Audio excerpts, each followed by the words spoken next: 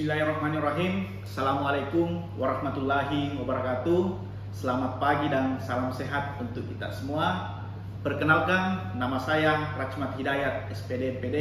Saya adalah salah satu dosen di program studi pendidikan jasmani Fakultas Keguruan dan Ilmu Pendidikan Universitas Muhammadiyah Palopo. Pada kesempatan ini, saya akan memaparkan salah satu mata kuliah yang saya ampu adalah pembelajaran bola basket. Saya akan menjelaskan deskripsi singkat mata kuliah, luaran yang diharapkan, dan model pembelajaran pada mata kuliah pembelajaran bola basket.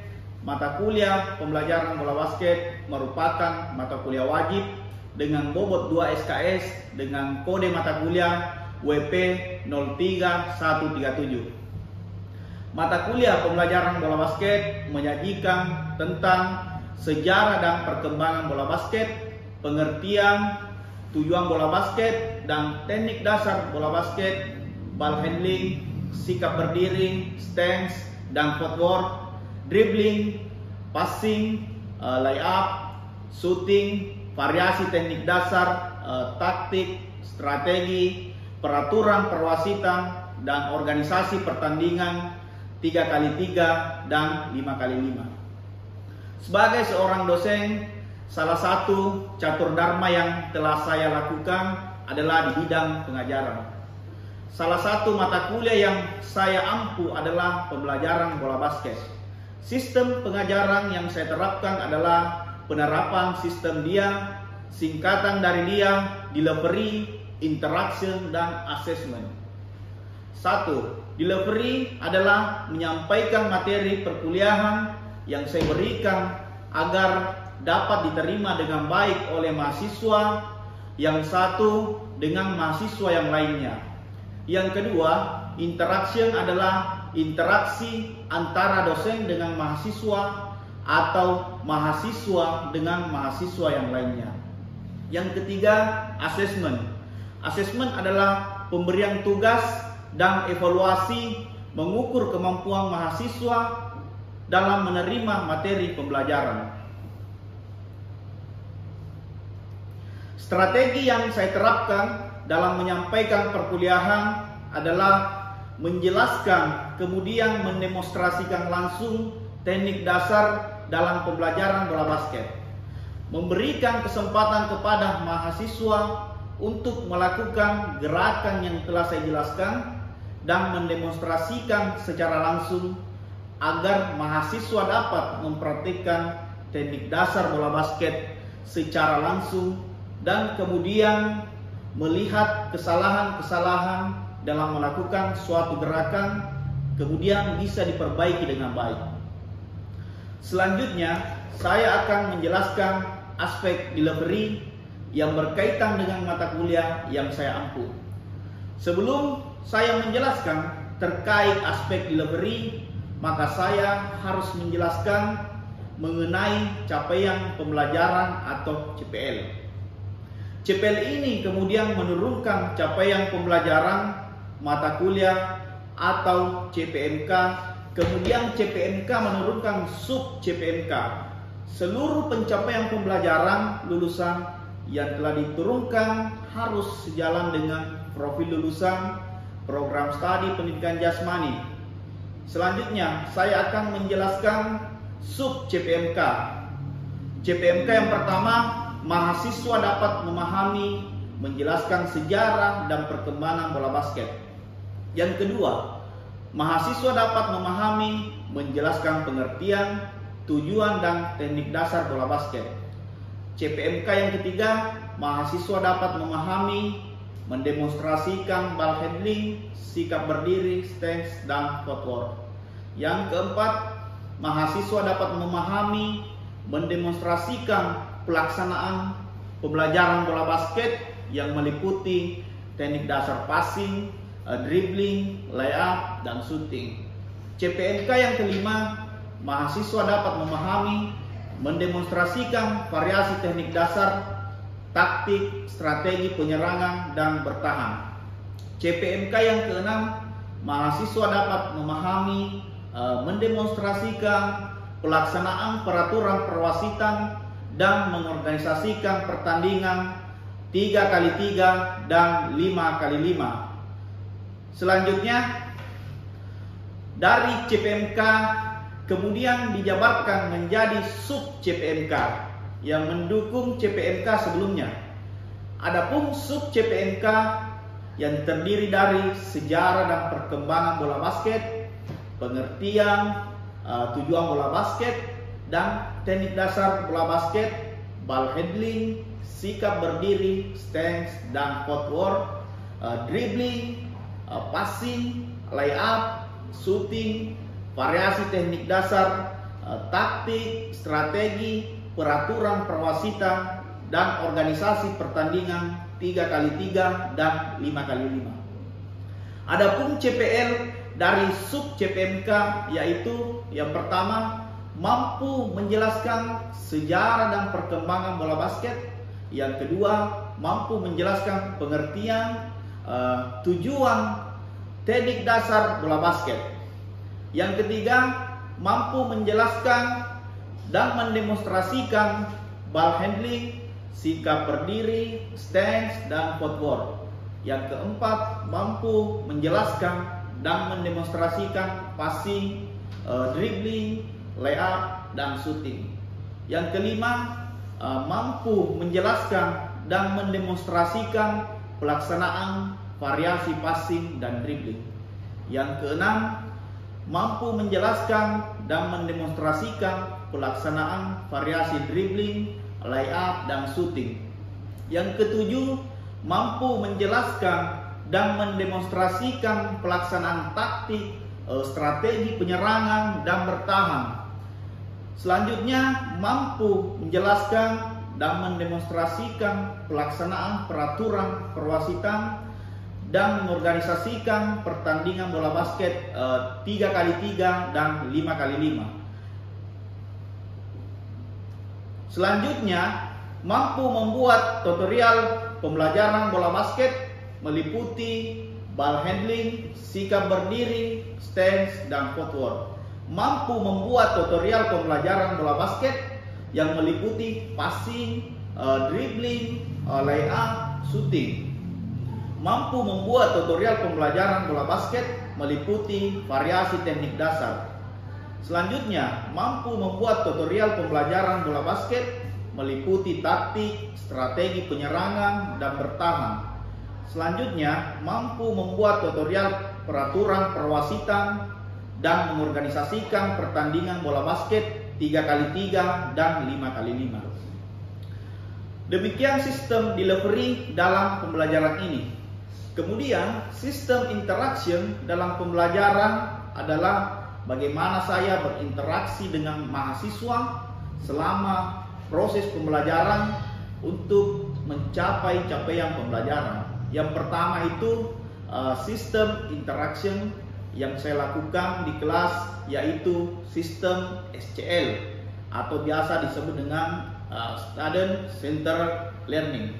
Yang kedua, sistem SCL atau Student Centered Learning merupakan pembelajaran yang menempatkan mahasiswa sebagai peserta didik atau subjek sehingga mengembangkan minat menjadi lebih aktif, kreatif, dan inovatif.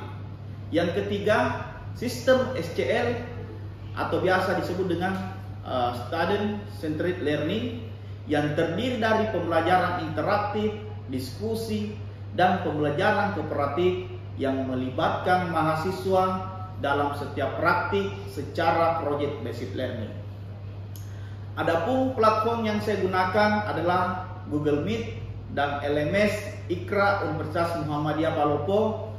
Model pembelajaran secara daring, model pembelajaran secara sinkron menggunakan Zoom, dan asinkronus menggunakan LMS, yaitu mahasiswa membaca instruksi perkuliahan, mengisi absen kelas, mengerjakan diskusi, mengumpulkan tugas, membuat video tutorial, praktek UTS, dan UAS.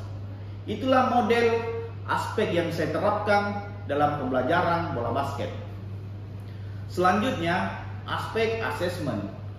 Asesmen merupakan suatu proses penilaian untuk mengukur kemampuan mahasiswa secara objektif dalam menerima materi pembelajaran sesuai dengan kemampuan mahasiswa itu sendiri. Hasil asesmen yang saya lakukan dengan harapan mahasiswa dapat mengetahui proses penilaian yang saya lakukan secara transparan dan objektif. Selanjutnya, indikator penilaian atau indikator keberhasilan mahasiswa dalam pembelajaran bola basket. Adapun item sebagai berikut. Yang pertama, untuk participation dengan bobot 20%. Yang kedua, weekly assessment dengan bobot 20%. Yang ketiga, praktik 20%. Yang keempat, UTS bobot 20%. Yang kelima, UAS dengan bobot 20%. Dari total keseluruhan adalah 100% terkait dengan indikator keberhasilan mahasiswa dalam pembelajaran bola basket. Selanjutnya, demikian pemaparan 3 aspek yang saya terapkan dalam proses pembelajaran yang saya lakukan, yang terdiri dari aspek delivery, aspek interaction, dan aspek assessment atau sering disingkat dengan DIA. Selanjutnya, saya akan menampilkan cuplikan video pembelajaran yang saya lakukan di lapangan pada mata kuliah pembelajaran bola basket. Selamat menyaksikan. Terima kasih. Bismillahirrahmanirrahim. Assalamualaikum warahmatullahi wabarakatuh. Waalaikumsalam warahmatullahi wabarakatuh. Selamat pagi dan salam sehat untuk kita semua. Salam olahraga. Oke, baiklah.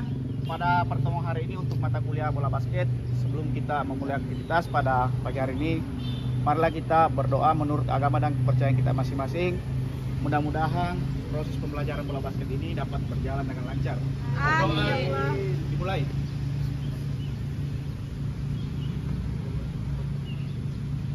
Berdoa selesai. Baiklah. Sebelum kita masuk di materi, terlebih dahulu kita melakukan stretching ya. Oke. Seluruhnya rentakan tangan samping gerak. Ya, patokan sebelah kanan, geser kiri. Geser. Sesuaikan dengan barisannya. Tegap, gerak. Hadap kiri, gerak. Rentakan tangan. Geser, usahakan jangan bersentuhan. Gap, gerak. Hadap kanan, gerak. Jadi pertama kita akan melakukan stretching dulu atau pemanasan untuk meregangkan otot-otot supaya terhindar dari resiko.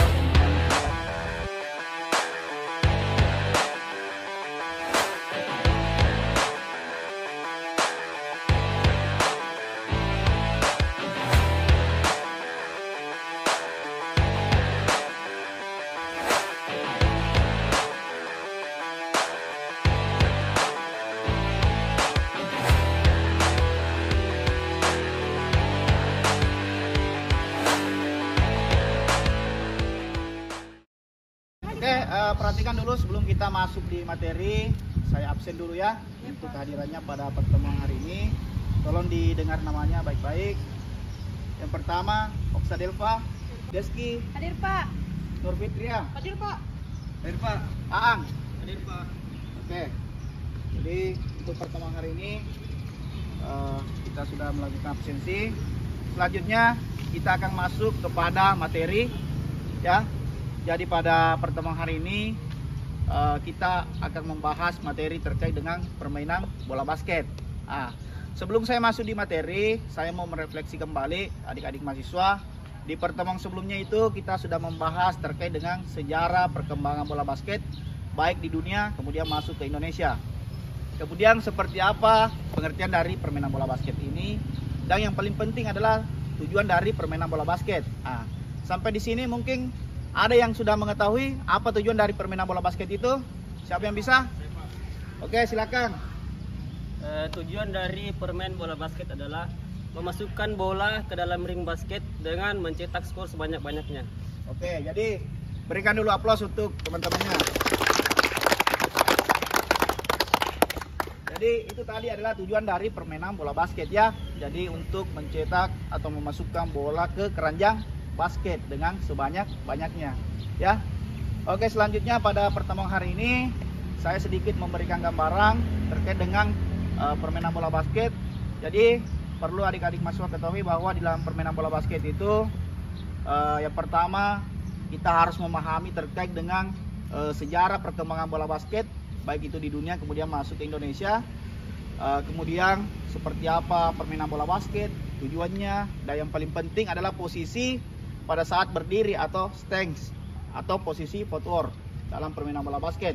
Kemudian pada pertemuan hari ini kita akan fokus membahas terkait dengan teknik dasar passing ya. Materi hari ini kita bahas terkait dengan teknik dasar passing. Jadi perlu adik-adik mahasiswa ketahui bahwa teknik dasar passing ini ada 3 yang paling umum untuk kita pelajari ya. Yang pertama adalah chest pass.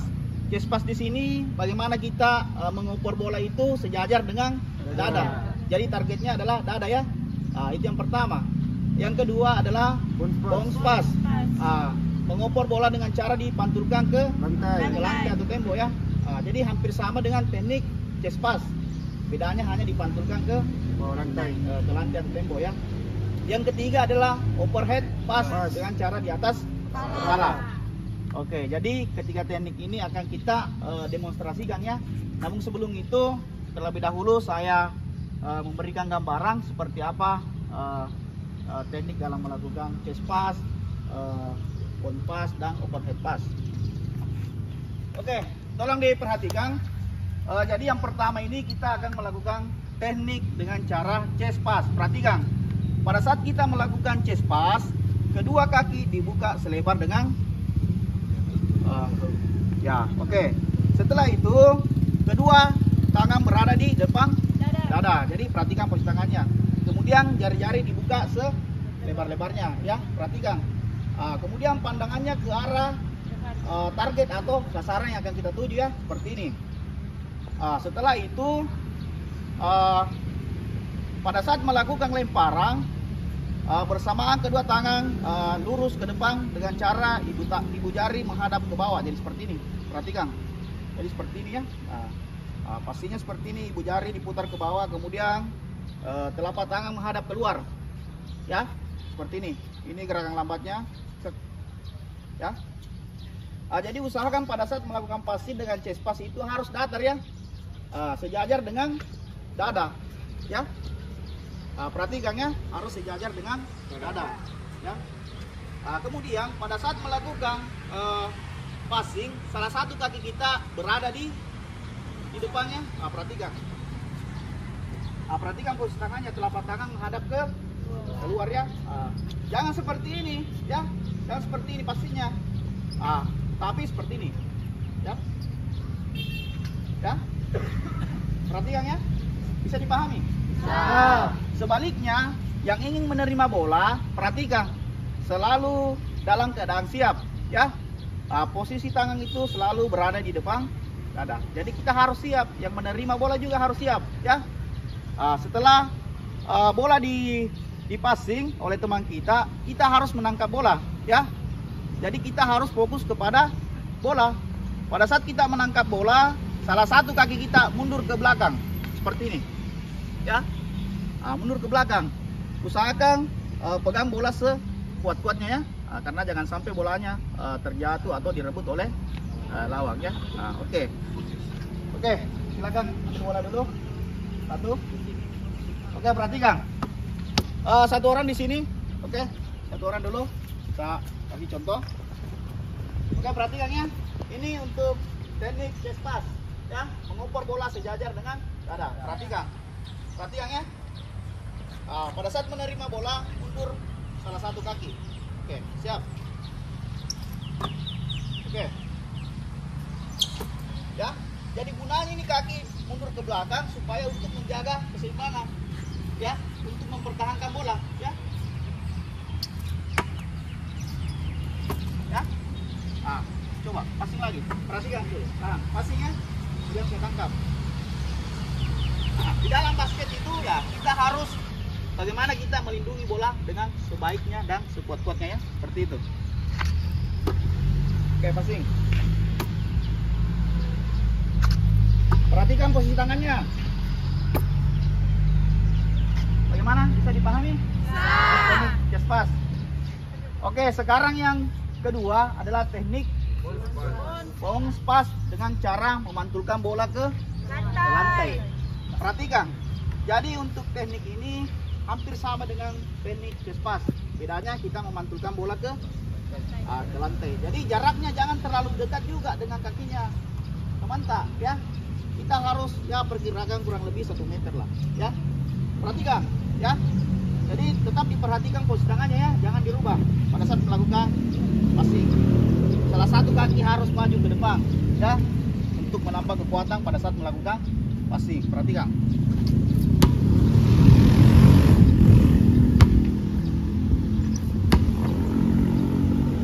Oke, perhatikan.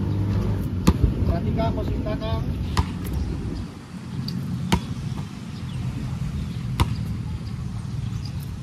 Jadi usahakan pada saat dipantulkan bola kasih tenaga ya. Harus bertenaga karena di dalam basket itu kita passing harus cepat dan tepat. Oke. Jadi itu tadi terkait dengan teknik dasar untuk bounce pass dengan cara memantulkan bola ke lantai. Sekarang untuk teknik dasar yang ketiga adalah overhead pass dengan cara mengoper bola di atas kepala. Jadi tolong diperhatikan. Yang pertama posisi tegak ya. Kemudian kedua tangan di atas kepala seperti ini sambil memegang bola. Ya, jadi usahakan jari-jarinya dibuka selebar-lebarnya ya. Pegang bolanya sekuat tenaga ya. Jangan sampai bolanya jatuh. Setelah itu pada saat melakukan lemparan badan sedikit ke belakang seperti ini ya. Jangan begini ya. Jangan pantatnya yang ke belakang. Tapi badannya yang direbahkan ke belakang seperti ini. Perhatikan ya. Itu gunanya untuk menambah kecepatan pada saat melakukan passing dengan cara overhead pass. Perhatikan ya. Oke. Jadi usahakan pada saat melakukan passing dengan overhead pass itu harus parabol ya. Pegang.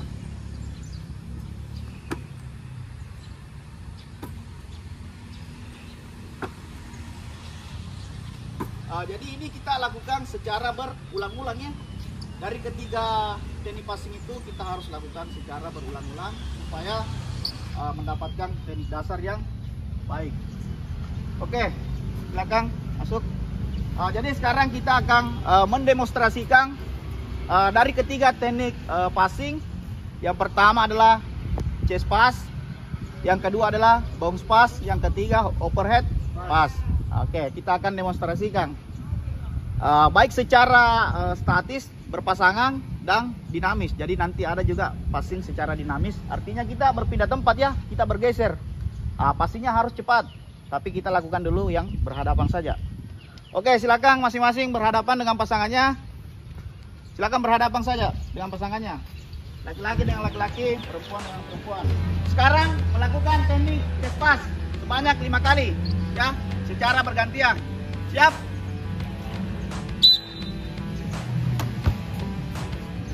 Ya. Sekarang kita lanjut di bounce pass dengan cara memantulkan bola ke lantai. Oke, siap. Posisi kakinya diperhatikan. Sekarang kita lakukan teknik passing yang ketiga dengan cara overhead pass ya, mengoper bola di atas kepala. Oke, siap. Siap.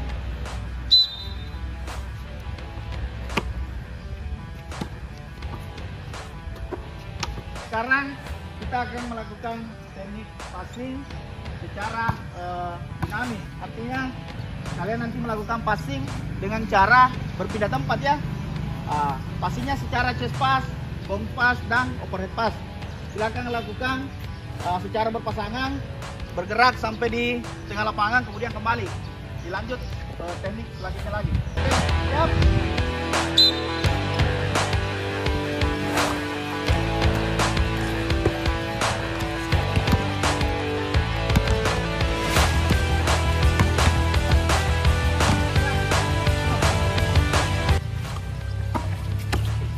Jadi tadi kita sudah mendemonstrasikan dari ketiga teknik passing dalam permainan bola basket, yaitu yang pertama adalah teknik chest pass, yang kedua bounce pass, yang ketiga adalah overhead pass.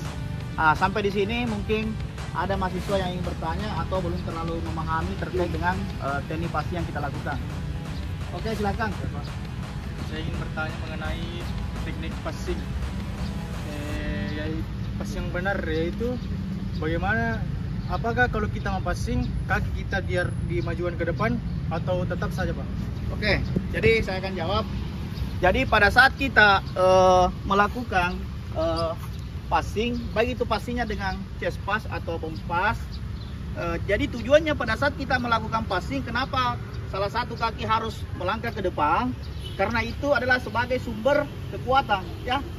Sebagai sumber kekuatan. Beda hanya kalau kita passing dengan cara seperti ini, otomatis passingnya itu tidak cepat.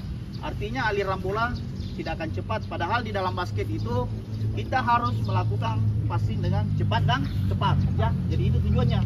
Kenapa kaki harus maju? Sebenarnya bisa juga kita melakukan dengan cara seperti ini, tetapi tidak efektif pada saat kita melakukan passing, ya.